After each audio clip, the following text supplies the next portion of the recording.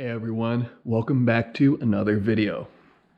In the last episode, we went ahead, took the Supra to a car show, and came back with a trophy. So that was really cool, but today we are not going to be working on the Supra. Instead, we are going to work on Jared's new SRT-4 turbo system. So off camera, Jared went ahead and he cut the hole in his fiberglass bumper. And he did a beautiful job, if I do say so myself. But the turbo is now mounted in its location, and I went ahead and did some nice little writing on the tape he has blocking up the compressor.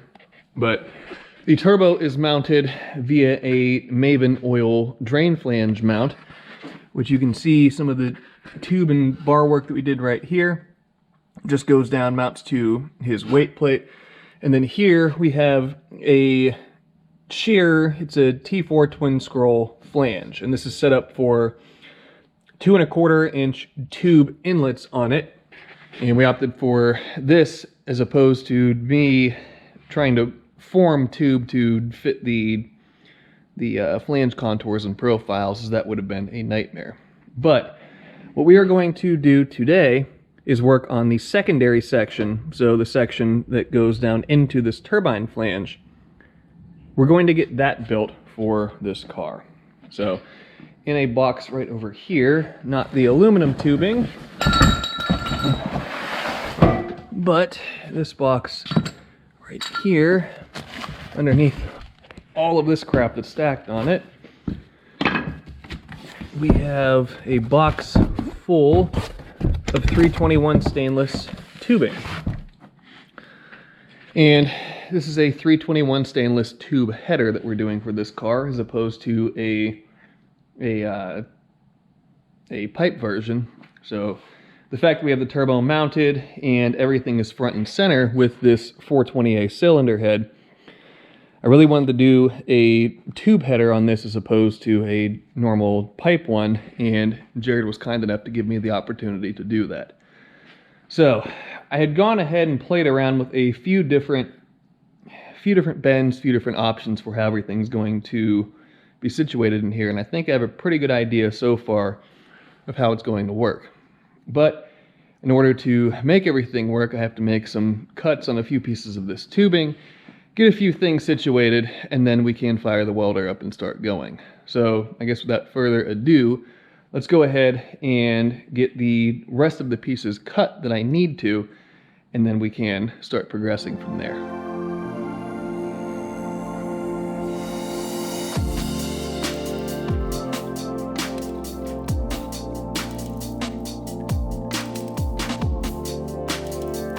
I have all of the materials cut and prepped for the secondary section for Jared's new turbo header. So we have two more or less 90-degree bends here, two more or less 45-degree bends here, and then two 2-into-1 dual slip collectors. And all of these materials are 321 stainless, and this is going to be a really, really nice header. So now that I have everything cut and everything prepped and everything ready to begin mock-up, we can go over and start that mock-up.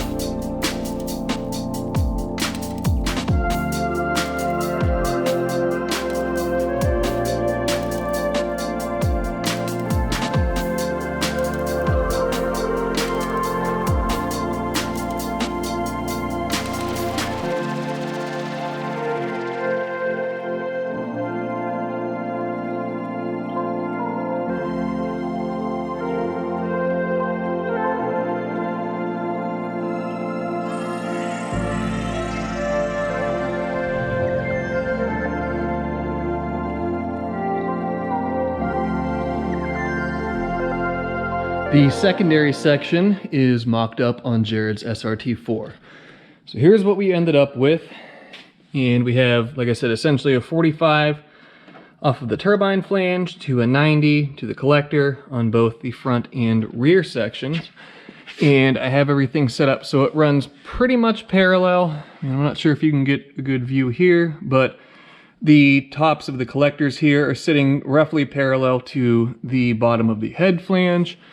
and I got them as parallel as I could from collector to collector.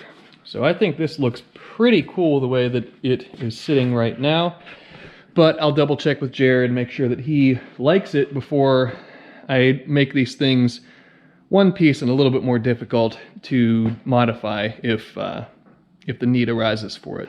I received the go-ahead from Jared to take these pieces, and we're going to have the front and the rear secondary section. I can break those off of the turbine flange, and he gave me the go-ahead that he likes the design. We can go ahead and start welding. So let me get this pulled off of the car. I can break the pieces apart, get everything prepped to purge, prepped to weld, and we'll make these pieces one piece respectively.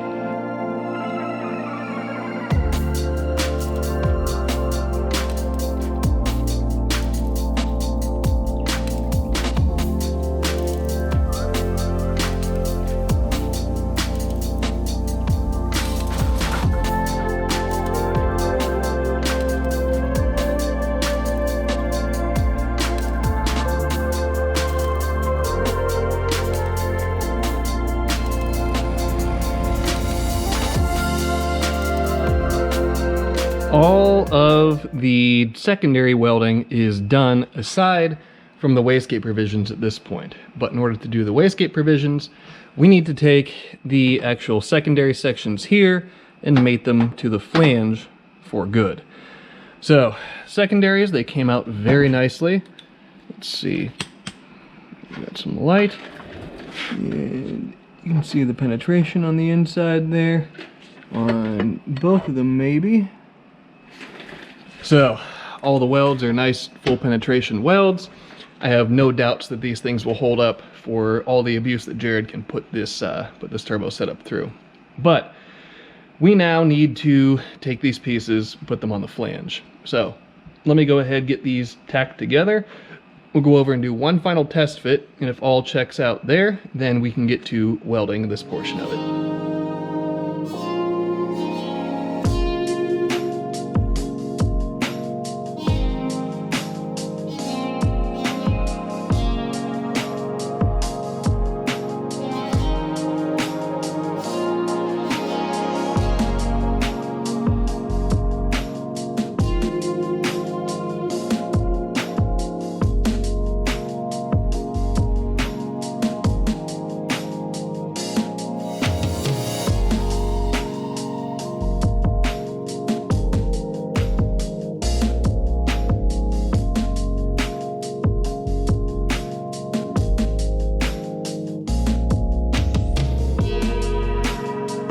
The secondary section for Jared's SRT is now all knocked out aside from the wastegate provisioning. So that's what we're going to work on now. Here is how everything sits in the engine bay. And I think the wastegates are going to sit maybe somewhere in this area, something along those lines. Just so that way I maintain good, adequate provisioning for them, as boost control is going to be a concern with this thing to at least keep traction in check, being a front-wheel drive car. So I can go ahead and pull one of the 1 7/8 bends out of the box O bends over there, and at that point I can cut it in half, cope 2 45s, and figure out roughly where all this is going to lie.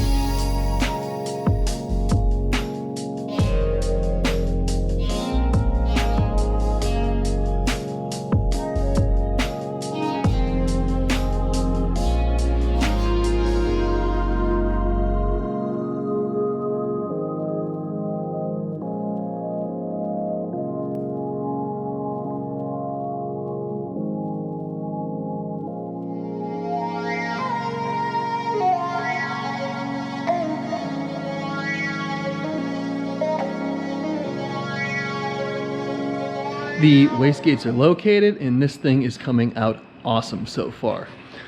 So we have twin Gen 5 Turbo Smart Hypergate 45mm wastegates, and we have nice provisioning going up to them. You can see the transition that they have, rather than just coming off 90 degrees or something like that. There's a nice smooth path up to the valve face on both of the wastegates, so we should have no boost control issues moving on and into the future. So I lowered the hood down. They have hood clearance, actually plenty of hood clearance. I was kind of surprised, but we are good to go at this point to mark out the holes that need to be cut the holes, and then weld the wastegate provisions on. So let me go ahead, disassemble this, and we can get to marking, cutting, and welding.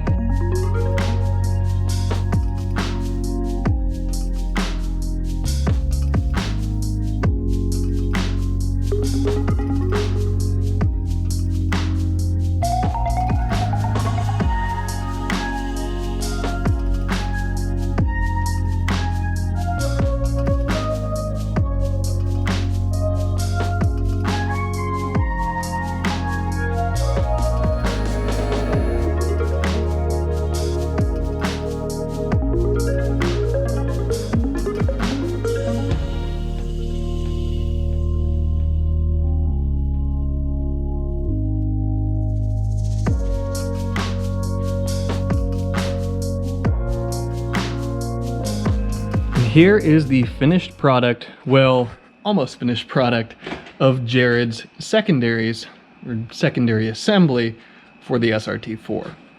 So we have two secondary, or I guess these would be the primary collectors, 2-into-1s, and then the secondary collector, I guess you could call it, that ends up being the billet T4 flange. So as you saw, I just went ahead and put the wastegate provisioning on, and I kept these as short as I could, but I'm still going to come in and put some sort of bracing along the sides just to make it that much stronger. And since this is a race car, it will see pretty harsh conditions in its operation. But very happy with how all this came out. And everything's back purged, everything fits up nicely, and puts the wastegates in a very easily serviceable location, and everything checked out very well as I was doing this. So it's about the end of the day here now. I'm going to get out of here, and in the next couple of days we will come back, reconvene, and finish this secondary section up. We are back. Another day, more things to do in the shop. So I inadvertently lied earlier in the video saying that we weren't going to do any Supra projects in this episode, and it just so turns out that we are. So I've already done a little bit of work on this car off camera, and we're going to do a little bit more on camera. So what I've done off camera is come in and I got a set of brand new hood latches, or I guess Toyota calls these hood locks. And I got those new, as frankly I have no idea where my old original ones went. I've looked around the shop, couldn't find them, and that's why at the car show this thing went with no hood on it, because I simply didn't know where they were. So Accelerated, or the boys up at Accelerated, they had these two brand new ones just hanging out there, so I bought those off of them, complete with new Toyota hardware. And eBay came in clutch, getting a new hood release cable, which that's one of the things we'll work on today, is getting this finalized and squared away. And also off of eBay got a new upper hood cowl piece of weather stripping. So this piece goes along the top side, or I guess the bottom side of the cowl, the foremost side, but it goes along all of those holes right there, and that's the piece that's supposed to be there. Beyond that, I'm taking the car to a meet tomorrow, and the majority of the lights on the car work. However, we were without rear marker lights and a license plate light. So I have all my wiring stuff out here, as I was working on this a little bit. And what we're going to do today is to take all of these leads down in here, and we're going to connect all of those into a Deutsch connector, that little 4-pin deal here. And this orange wire here, this is the car side, or like the power and ground side for it. This orange wire is a signal wire that comes from up off of the fuse box in the front of the car, as the leash fuse boxes, or their relay boards, they have indicator lights that tell you which circuits are functioning. So I found the indicator light for the parking lights and ran a signal wire to the rear, and then our green wire right here is just a simple ground wire that will get connected to this ground point right here. So what we're going to do to start is get this wiring knocked out. And I found connectors for, this one is for the third brake light, that is right here in the hatch. And we have one for right here, that's the license plate lights. And then on each side we have marker lights. And I went ahead, you can see my heat shrink right here. I extended these pigtails out so that way everything will come towards the center of the car where the Deutsch connector is going to be located. So the first thing I'm going to do, if you see I have this piece of welding wire right here, I am going to lengthen this third brake light harness so that way it'll snake down through its factory hole there, snake along probably underneath of all this paneling right here, and come up and be ready to function as another brake light. So let me go ahead, set you guys down, get this wire snaking and fishing knocked out, and then we can proceed from there.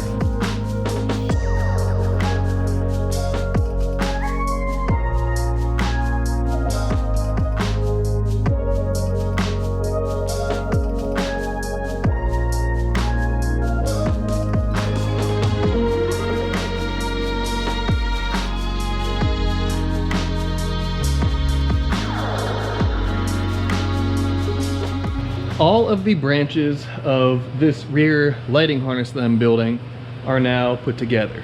So this branch right here goes up to the third brake light. This branch right here goes out to that side marker. This branch right here goes to the passenger side marker. And this branch right here goes to the license plate lights. So at this point in time, I'm ready to start pinning these. And what I'm going to do is utilize a 4-pin Deutsch connector. So one half of it will be for the running lights, the other half will be for the third brake light. So I can take 3 powers, 3 grounds, put those together on a single pin, and from there I should be able to, yeah, I think I can make this work. I'll have to think about it a little bit, but I'm pretty sure this 4-pin connector will be good to go. And we'll use all one consolidated ground back here again, where that post is, where this ground portion of this harness is connected to. So let me think about it, and then we will get to wiring this, and before long, we will have working rear lights on the Supra. I still need to clip an extreme amount of zip ties, but here is our connector right there, and I just went ahead and tested the wiring. All is well and all is working. So now we need to go ahead and tie in for the third brake light, and to do that I'm going to rob power from probably this connector right here, one of the main, I think probably this red power wire right there where it's resting on my index finger. I'll pull power off of that and run it over to this side of the connector right here, and then from there that will go through the connector and tie into our little pigtail harness that actually runs up to the third brake light. So pretty easy. I mean, anybody who does wiring more than I do, this is no big deal for them, but for me, I mean, I don't build harnesses. This is a pretty big deal to have things actually working. But let me go ahead and get these portions of this harness wrapped up, and then we can move on to making the hood open.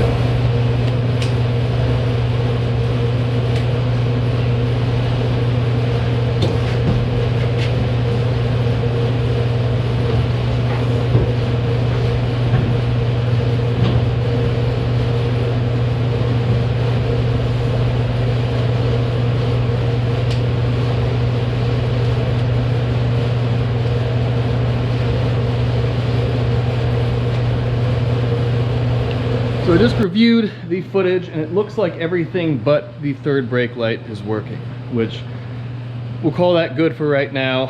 I need to clean up this mess and then move on to the hood release stuff.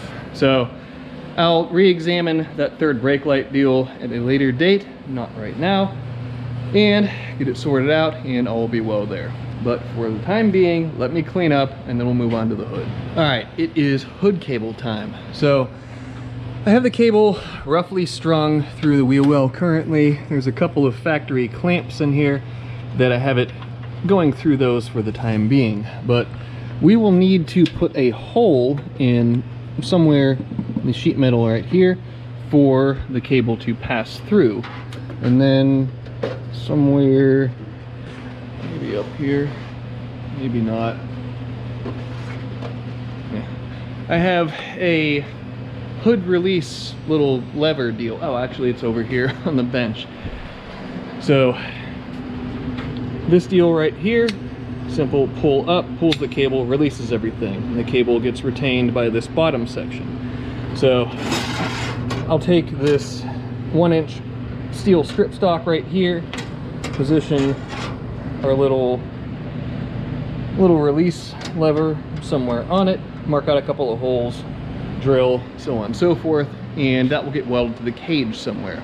But I need to pop the hole in this wheel well somewhere first to get the cable through. So let me figure out a good location for this, and then we can proceed with the rest of this install.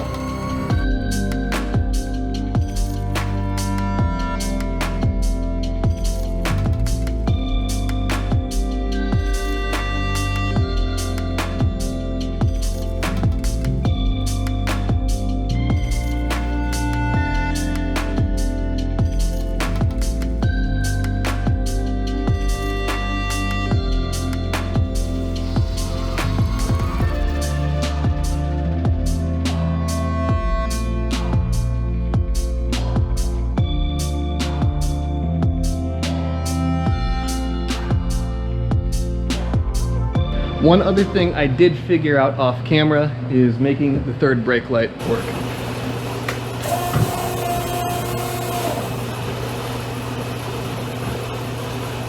What it was, I think I scavenged the wrong connector off of the old chassis harness.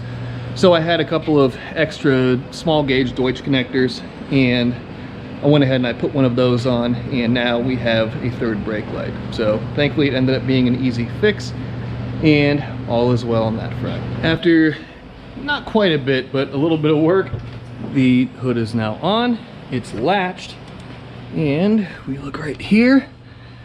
I have the hood release in place. Not sure if you can see, but I had a couple of extra titanium fasteners, so I figured why not put them on there. And if I go ahead and pull it, that sounded to me like a hood released. So we go out front. I did also put the little release lever. Everything is in place. Latches work. The hood release works. And latches in place. And it isn't perfectly aligned, but that'll be a job for the body shop whenever it goes in for paint and everything. So hood is done, and we're back to just needing to clean it again, but I'm not going to do that today. It's late, I have not eaten dinner yet, and I should probably do that, as well as scrub off my dirty mitts and get some sleep before I have to come in here and work tomorrow. So that's going to be the end of this episode. And I appreciate you guys as always for sticking around and watching me do these things, and I can't wait to get rolling more on Jared's SRT. This thing is going to be crazy, And I didn't have a chance to put the little braces on the sides of the wastegate provisions, but I'll do that in the next few days, and then we can really get rolling with this manifold, or header I guess rather, and lay some tubes down and make this into something that's really special. But we'll do that then, or we'll do that later, as right now it's time for me to get out of here. So as always, be sure to subscribe, leave a like, leave a comment, and I will see you guys in the next episode.